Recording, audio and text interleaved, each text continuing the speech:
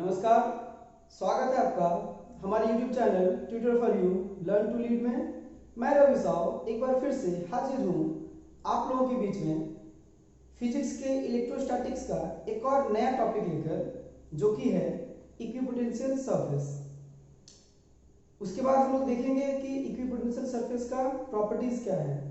तो अंत तक इस वीडियो में बने रहिए ताकि जो जो इंपॉर्टेंट पॉइंट्स मैं बताऊं एक भी आपका छूटे नहीं। तो आइए समझते हैं इक्विपोटेंशियल सरफेस क्या है।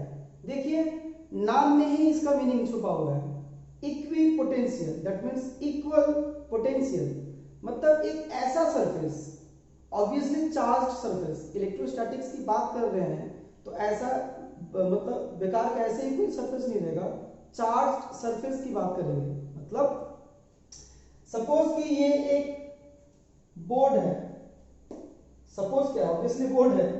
तो सपोज कि ये एक चार्ज बोर्ड है, मतलब इसमें हमने चार्ज को डिस्ट्रीब्यूट किया है। तो अगर ये इक्विपोटेंशियल सरफेस हुआ तो इस पूरे बोर्ड में किसी भी पॉइंट का जो पोटेंशियल होगा वो इक्वल होगा। मतलब इस सरफेस में हर जगह का पोटेंशियल क्या है, सेम है। चाहे वो पॉइंट यहां पे हम लोग पोटेंशियल इसका फाइंड आउट करें, इस पॉइंट पे या इस पॉइंट पे या इस पॉइंट पे, पूरे सरफेस पे इसका जो पोटेंशियल होगा वो सिमिलर होगा। तो इक्विपोटेंशियल सरफेस मींस एक ऐसा सरफेस जिस पर किसी भी पॉइंट पर जो इलेक्ट्रिक पोटेंशियल है वो सेम होगा। तो चलिए अब जानते हैं प्रॉपर्टीज ऑफ इक्विपोटेंशियल सरफेस। पहला प्रॉपर्टी है no work is done in moving a attached charge from one point to another in a equipotential surface। तो एक इक्विपोटेंशियल सरफेस में देखिए यहां का पोटेंशियल सेम है।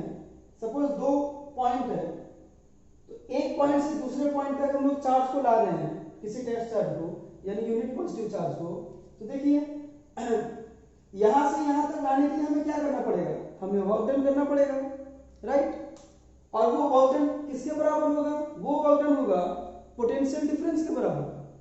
अब पोटेंशियल डिफरेंस का वैल्यू कितना होगा, जीरो होगा, क्योंकि दोनों का पोटेंशियल तो सेम है। और पोटेंशियल डिफरेंस मींस यहां का पोटेंशियल माइनस यहां का पोटेंशियल, दोनों सेम, तो वैल्यू जीरो, यानी वर्क डन जीरो। यानी दूसरी भाषा में कहें तो इक्विपोटेंशियल सरफेस में किसी भी चार्ज को कहीं भी ले जाना चाहे हम लोग, किसी भी पॉइंट से किसी भी पॉइंट तक, कोई एक्सटर्नल वर्क डन करने की जरूरत नहीं है। विदाउट वर्क डन वो मूव हो सकता है। तो सेकंड प्रॉपर्टी देखते हैं, the electric field is always perpendicular to DL. देखिए पिछले वीडियो में हम लोग देखे थे कि किसी भी इलेक्ट्रिक फील्ड के अंदर जो वर्क डन होता है वो एक्चुअली उस इलेक्ट्रिक फील्ड का लाइन इंटीग्रल होता है। ये हमने देखा था पिछले वीडियो में। अगर आपने वो वीडियो नहीं देखा है तो तुरंत इमीडिएटली जाके देख लें ताकि ये सब क्लियर हो सके, एकदम क्रिस्टल क्लियर हो सके। तो यहां तो वर्क डन जीरो है, तो हम लोग कह सकते हैं integration E dot dl equals to zero. E dot dl के प्लेस पे लिखेंगे E dl cos theta equals to zero. That means यहां से E dl cos theta equals to zero मिलेगा। तो hence cos theta equals to zero. जल्दी बता दीजिए कोसाइन का किस वैल्यू के लिए उसका वैल्यू किस एंगल के लिए उसका वैल्यू जीरो होता है, ऑब्वियसली cos 90 के लिए। तो देयरफॉर थीटा इक्वल टू मिला 90 डिग्री। अब ये थीटा क्या है, ये थीटा है एंगल E और dl के बीच का। तो यही बोल रहा है सेकंड प्रॉपर्टी कि जो इलेक्ट्रिक फील्ड है और ये जो dl है, इन दोनों के बीच का जो एंगल होगा वो 90 डिग्री होगा, दोनों एक दूसरे के परपेंडिकुलर होंगे। थर्ड पॉइंट में आते हैं, equipotential surfaces indicate regions of strong and weak electric fields. एकदम डिटेल में इस चीज को हम लोग समझते हैं, ध्यान दीजिएगा जरा।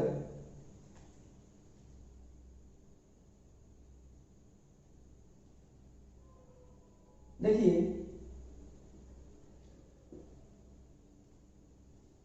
डी डब्ल्यू इक्वल टू क्या होता है, मतलब small work done equal to क्या होता है हमारा, या उसको छोड़िए डायरेक्ट हम लगाते हैं पोटेंशियल में।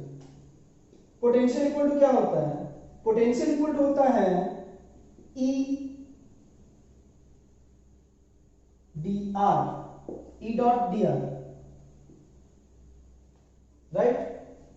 Potential means unit positive charge को मूव करने के लिए जो हम लोग को लगता है वर्क डन, तो और वर्क डन मीन्स फोर्स और डिस्प्लेसमेंट का डॉट प्रोडक्ट। तो V इक्वल टू हम लोग देख रहे हैं एक स्मॉल डिस्प्लेसमेंट के लिए फोर्स लगेगा आपका E, क्योंकि यूनिट पॉजिटिव चार्ज में कोई भी चार्ज जो फोर्स लगाता है वो उसका इंटेंसिटी होता है, तो इंटेंसिटी और डिस्प्लेसमेंट का डॉट प्रोडक्ट, राइट। ये स्मॉल पोटेंशियल के लिए है क्योंकि स्मॉल डिस्प्लेसमेंट है इसीलिए। और ये नेगेटिव होगा, नेगेटिव इसलिए क्योंकि ये जो वर्क डन है, मतलब ये जो पोटेंशियल है, पोटेंशियल मतलब वर्क डन, तो ये जो वर्क डन है, ये वर्क डन क्या है, फोर्स के अगेंस्ट हो रहा है, फोर्स के अगेंस्ट हो रहा है तो नेगेटिव सिंबल आएगा। तो यहां से हम लोग कह सकते हैं ना कि जो इलेक्ट्रिक इंटेंसिटी है वो नेगेटिव ग्रेडियंट होता है पोटेंशियल की, मतलब किसी भी पॉइंट पर जो पोटेंशियल का नेगेटिव ग्रेडियंट होता है वो रिप्रेजेंट करता है इंटेंसिटी को, ओके। अच्छा, इसको हम लोग जरा वेक्टर को यहाँ रिप्लेस करते हैं। यहाँ ये E D R cos theta होगा, कॉस थीटा का वैल्यू हम लोग 1 कंसीडर कर रहे हैं, मान के चल रहे हैं कि दोनों फोर्स और डिस्प्लेसमेंट का जो एंगल है वो 0 डिग्री है, जो कि एक्चुअली होता है। तो यहां से हम लोग क्या मिलेगा, यहां से हम लोगों को D R is inversely proportional to मिलेगा dv, तो अपना कांस्टेंट है क्योंकि इक्विपोटेंशियल सरफेस है, तो हमारा जो पोटेंशियल है वो तो कांस्टेंट है, तो हमको यहां से मिलेगा ये, यानी कि ये जो dr है डिस्प्लेसमेंट जो है वो इनवर्सली प्रोपोर्शनल होता है इलेक्ट्रिक फील्ड के।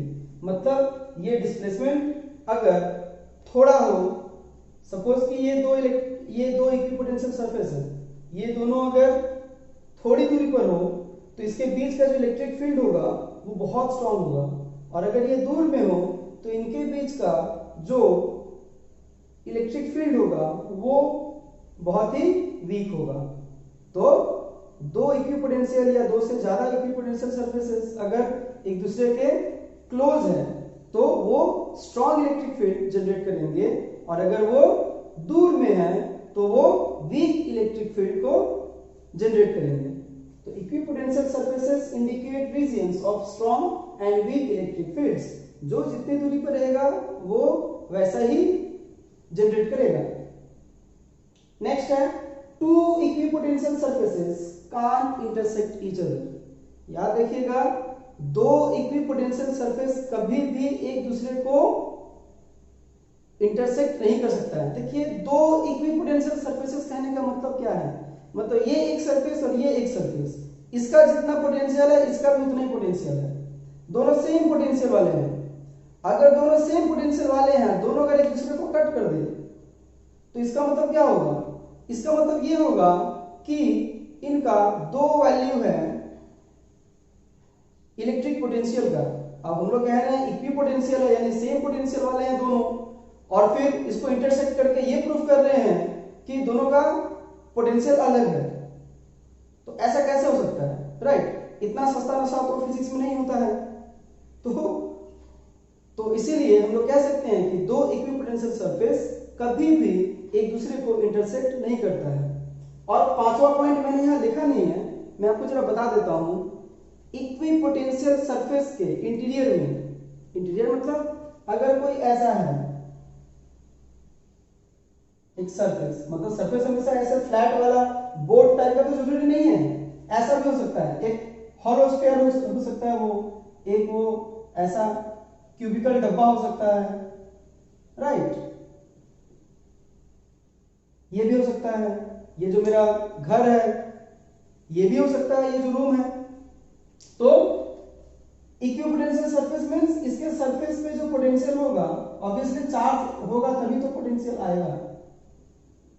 तो इसका जो पोटेंशियल होगा यहां का, अगर वो इक्वल है तो इसके अंदर का जो पोटेंशियल होगा वो भी सेम होगा, मतलब सरफेस में जितना पोटेंशियल है उसके बराबर होगा। नहीं समझे?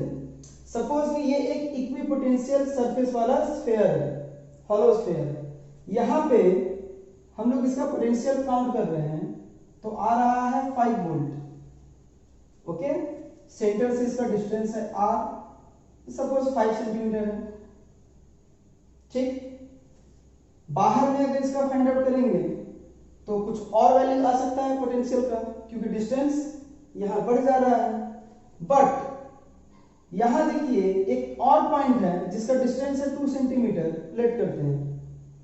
तो यहां पे पोटेंशियल क्या होना चाहिए? डिफरेंट होना चाहिए, क्योंकि डिस्टेंस डिफरेंट है। बट स्टिल हम लोग देखते हैं कि यहां पे भी पोटेंशियल 5 वोल्ट होगा, भले ही बाहर डिफरेंट है बट उसके अंदर में हमेशा पोटेंशियल क्या होगा? उतना ही होगा जितना कि सरफेस पे है। तो ये था हमारा आज का इक्विपोटेंशियल सरफेस और प्रॉपर्टीज ऑफ इक्विपोटेंशियल सरफेस। उम्मीद करता हूं कि सारे प्रॉपर्टीज को मैंने डिटेल में समझा दिया है आपको। अगर ऐसा है तो आप जल्दी से वीडियो को लाइक, शेयर और सब्सक्राइब कर दो। बाकी लोगों में भी इस चीज को फैलाओ, शेयर करो, मैक्सिमम शेयर करो ताकि बाकी लोगों तक ये वीडियो पहुंचे। और लाइक वगैरह करते रहो। अगर आपको समझ में नहीं आया है तो आप कमेंट सेक्शन में आकर के बताइए कि प्रॉब्लम कहाँ हो रहा है। अगर आपको अच्छे से समझ में आया भी है तो आप कमेंट सेक्शन में बताइए कि आपको कितना अच्छा लगा ये वीडियो। तो हाँ, एक और बात, अगर आपको और भी ज्यादा कुछ हेल्प चाहिए तो ये हमारा व्हाट्सएप नंबर है, आप इस पे कांटेक्ट कर लो। कुछ लोग मुझसे जुड़ रहे हैं, कांटेक्ट कर रहे हैं, कुछ रिक्वेस्ट कर रहे हैं।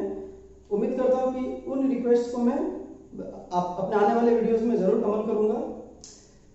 तो चलिए, बस आज के लिए इतना ही था। अब आपसे विदा चाहूंगा। मिलते हैं आपसे एक और एजुकेशनल वीडियो में। तब तक के लिए नमस्कार।